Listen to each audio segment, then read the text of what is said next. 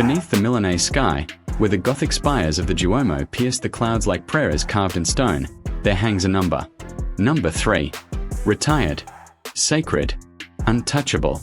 It belongs to no one now, and it belonged to only one man then. Paolo Maldini. 25 years. One club. One color. Red and black. In an era where loyalty has become a commodity to be traded and discarded, where players change shirts like tourists change hotels, Maldini stands as a monument to a dying ideal. He is the last great knight of football, a relic from an age when honor meant something more than negotiating leverage. This is his story. This is the story of what we lost when the game became a business.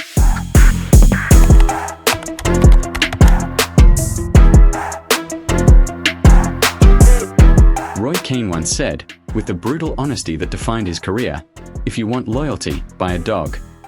He was right, of course.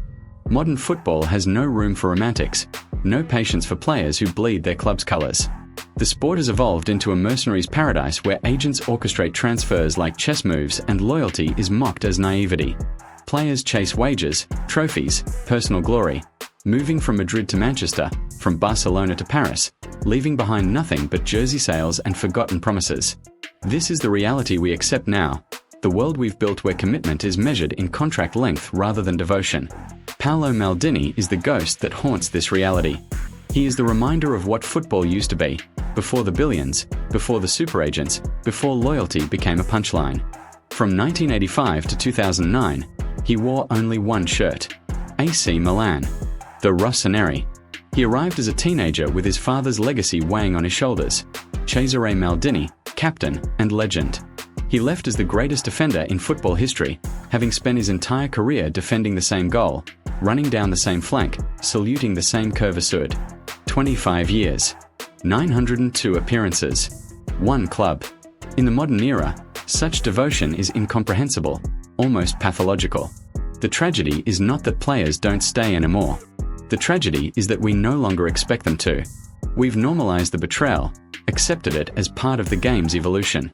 When a star leaves for a rival, we shrug and say it's just business. When a legend retires having served multiple masters, we celebrate their career without noting the absence of a true home. The contrast to Maldini is stark and painful. He could have left Milan during their decline in the early 1980s. He could have chased money in England or Spain. He could have collected wages at multiple clubs, padding his bank account and his Wikipedia page. He stayed. Not because he lacked ambition, but because his ambition was to perfect something rather than to accumulate everything. San Siro at sunset. The Cathedral of Calcio bathed in golden light. Inside, number 3 hangs in the rafters, a retired jersey that will never be worn again. It is more than fabric and numbers. It is a tombstone for an ideal. Loyalty died when football became commerce, when clubs became brands, when players became products. Maldini is the last great knight, and when he hung up his boots, he took with him something irreplaceable. The game is richer in money now, but immeasurably poorer in soul. We have everything Keane's dogs could never provide, except the one thing Maldini gave us: devotion that transcended calculation. And we will never see its like again.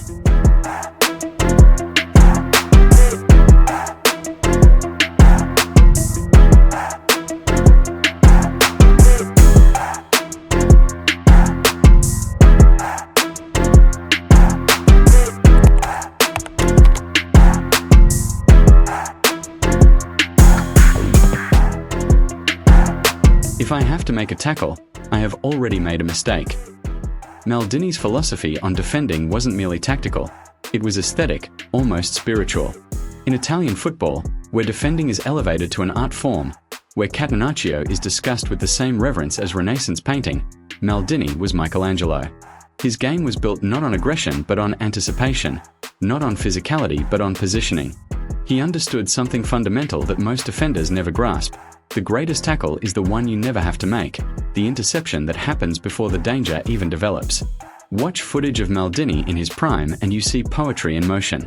He glides rather than runs, intercepts rather than lunges, positions himself with such geometric perfection that attackers find their options evaporating before they realize they ever had them.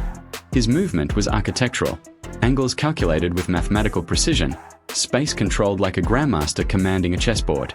Where other defenders relied on speed or strength, Maldini relied on intelligence. He read the game 3 passes ahead, understood attacking patterns before they fully formed, positioned his body to close passing lanes that strikers didn't know existed. It was defending as preventative art, violence made obsolete by pure understanding. Sir Alex Ferguson, a man not prone to lavish praise of opponents, spoke of Maldini with something approaching religious awe. Ferguson had faced the greatest defenders of multiple generations, Baresi, Nesta, Ferdinand, Vidic, but Maldini occupied a category unto himself. Positionally, he was perfect, Ferguson said. You couldn't find space against him because he was always exactly where he needed to be. This wasn't hyperbole. This was a rival acknowledging mastery that transcended competition. In over 1,000 professional games, Maldini received only 3 red cards. 3. In a quarter-century career spent facing the world's most dangerous attackers, he was sent off 3 times. The number isn't just remarkable, it's almost impossible. The statistic tells a deeper story. 3 red cards in over 1,000 games means that Maldini's style wasn't built on the edge of discipline, wasn't dependent on aggressive challenges or tactical fouls. He played clean because he played smart, staying on the field because he understood that perfect positioning eliminates the need for desperate interventions. Modern defenders accumulate yellow cards like participation trophies, tactical fouls accepted as necessary evils. Maldini proved they weren't necessary at all. His game was the pure expression of defensive intelligence, tackles rendered irrelevant by anticipation so sublime it appeared supernatural. In an era where defending has become increasingly physical and frantic, Maldini's elegance stands as a rebuke to chaos. He showed us that defending could be beautiful. And like his loyalty, that beauty has become extinct.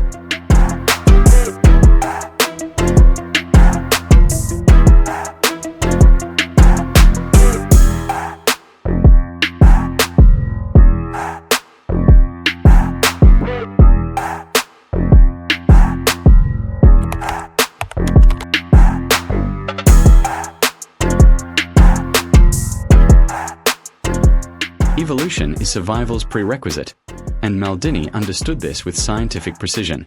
He began his career at right-back, his father's position, learning the fundamentals of defensive play in Italian football's most demanding school. But it was at left-back where he ascended to immortality, transforming a position previously seen as defensive into a platform for elegant, attacking football. His left foot, naturally weaker than his right, became a weapon through obsessive practice. Crosses delivered with pinpoint accuracy, tackles executed with technical perfection. For over a decade, he was simply the best left-back on planet Earth, a status so undisputed that debates about the position began with after Maldini, who? But time is undefeated, even by legends. As the calendar pages turned and his legs lost their youthful spring, Maldini didn't rage against the dying light, he adapted to it. The transition to centre-back in his mid-30s was seamless, a testament to his football intelligence and positional mastery. Where pace had once been his ally, now wisdom became his weapon. He paired with Alessandro Nesta to form one of history's greatest defensive partnerships, 2 masters reading the game like scholars interpreting ancient texts. His positioning became even more crucial, his anticipation even sharper. Age took his speed but refined his understanding until he could defend through pure intelligence alone. The longevity was supernatural. 41 years old and still playing at the highest level, still starting in Champions League finals, still commanding respect from attackers half his age.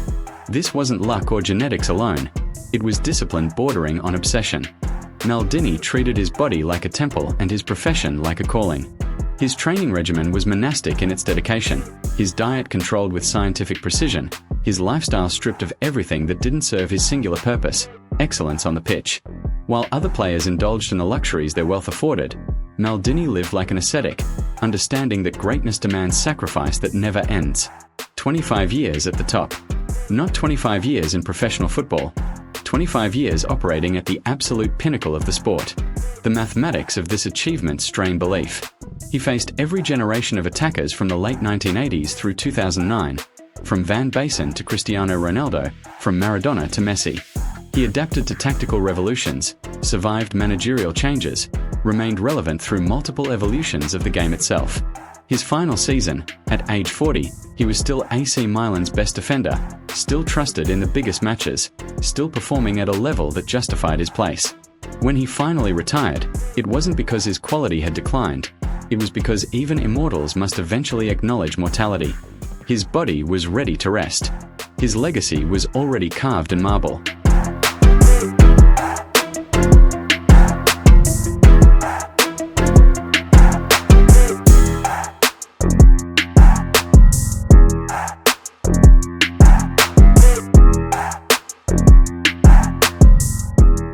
"26 major trophies.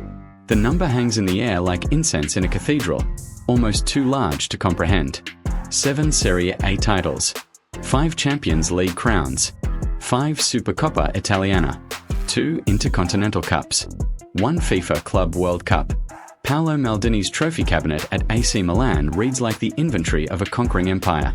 He won his first European Cup at age 21, lifting the trophy in Barcelona alongside his father's generation of legends.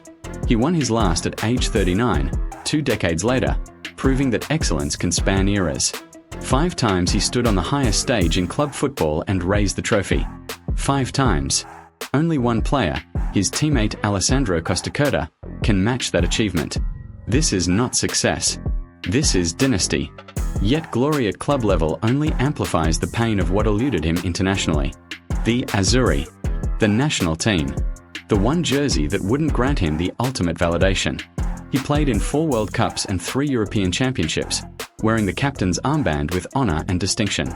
But the football gods are cruel in their distribution of fate. In 1994, Italy reached the World Cup final in Pasadena. Maldini was magnificent throughout the tournament. They lost on penalties. In 2000, Italy reached the European Championship final. Again, Maldini excelled. Again, they lost, a golden goal in extra time by France. 2 finals, 2 silver medals, 2 scars that never fully healed. The 2006 World Cup remains football's great what if where Maldini is concerned. Italy won, lifted the trophy in Berlin, defeated France in the final on penalties. Redemption for Pasadena 12 years earlier. The Azzurri were world champions, and Maldini watched from Italy, having declined Marcello Lippi's invitation to return to the squad. He was 38, had retired from international football after Euro 2002, and decided that his time with the national team had passed. The decision was principled, selfless even, making space for younger players, refusing to return purely for the glory of a potential swan song. But imagine the poetry of it. Maldini finally lifting the World Cup at age 38, the one trophy missing from his collection, on his farewell tour. The international career remains the only imperfection in an otherwise flawless masterpiece. 126 caps, 2 final defeats, 1 trophy that eluded him. The absence of a World Cup doesn't diminish his greatness. Defenders aren't judged by the same metrics as goalscorers, but it adds a note of melancholy to an otherwise triumphant symphony. At AC Milan, he was the king who could do no wrong, collecting trophies with the regularity of seasons changing. With Italy, he was the prince who never became king, the loyal servant who gave everything and received heartbreak in return. The contrast is cruel. The irony is bitter. But perhaps this imperfection is what makes him human rather than myth. Even the greatest knight can't conquer every kingdom.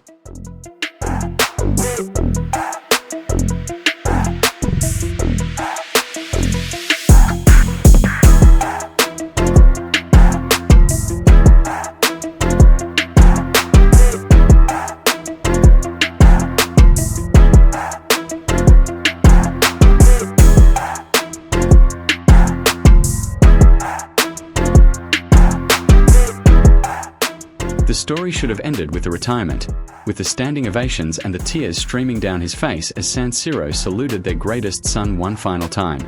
But loyalty, as we've established, is a dying concept in modern football. Maldini returned to Milan in 2018 as technical director, bringing his intelligence and passion to the boardroom. The Scudetto in 2022 was his vindication, Milan's first league title in 11 years, orchestrated in part by Maldini's smart recruitment and strategic vision. The prodigal son had returned not just to bask in former glory, but to build new glory. It was the perfect ending to the perfect story. Except modern football doesn't do perfect endings anymore. In June 2023, 1 year after delivering the Scudetto, Maldini was sacked. The official language was diplomatic, mutual agreement, different visions, but the reality was uglier. He clashed with ownership, with the new management structure that valued data analytics over football wisdom, with executives who saw the club as a financial asset rather than a sacred institution. Maldini, the man who embodied AC Milan more than any living person, was pushed out of his own home. The number 3 still hangs in the rafters, but the man who wore it is no longer welcome in the building. The sacking wasn't just about football operations or personality conflicts. It was symbolic of everything wrong with the modern game. Milan is owned by Redbird Capital Partners, an American investment firm that purchased the club for €1.2 billion. They view football through spreadsheets and profit margins, quarterly reports, and brand valuations. Maldini viewed football through legacy and passion, through what's right for the club's soul rather than its balance sheet. These worldviews are incompatible. When they collided, the romantic didn't stand a chance against the pragmatist. Capital always wins against loyalty. The market always devours the monument. Paolo Maldini is gone from the pitch, gone from the boardroom, but his legacy remains the unreachable standard against which all others are measured. He showed us what loyalty looks like, what dedication means, what it costs to remain pure in a corrupted world. Modern players will chase trophies across continents, accumulating medals at multiple clubs, and we'll call them legends. But they will never be what Maldini was: complete. One club, one love, one standard of excellence maintained across 25 years. The game has moved on, evolved into something more profitable and less meaningful. The last great knight has left the field. The number 3 hangs in the rafters like a ghost, a reminder that once upon a time, before football became business, there were men who played for something greater than themselves. We will speak of Maldini in the centuries to come, the way Italians speak of Da Vinci and Michelangelo. Not because he was the best, though he was, but because he represented an ideal that died with him. Loyalty, honor, devotion, the things Keane said to buy a dog for, the things that made football beautiful, the things we'll never see again.